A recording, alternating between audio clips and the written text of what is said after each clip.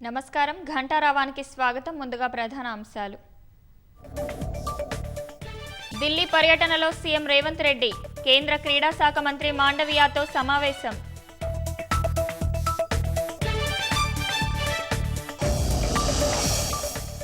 ప్రతి మహిళ తలో 2 మొక్కలు నాటాలన్న ముఖ్యమంత్రి, అతివలు నడుం బిగిస్తే తెలంగాణ హరితవనమవుతుందని ఆకాంక్ష.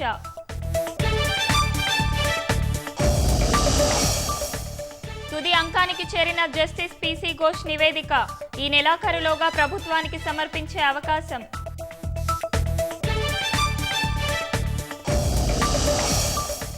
తైవాన్ పశ్చిమ తీరాన్ని వణికించిన భారీ తుఫాను, కుండపోత వర్షాలకు 2 మృతి, 330 మందికి పైగా గాయాలు.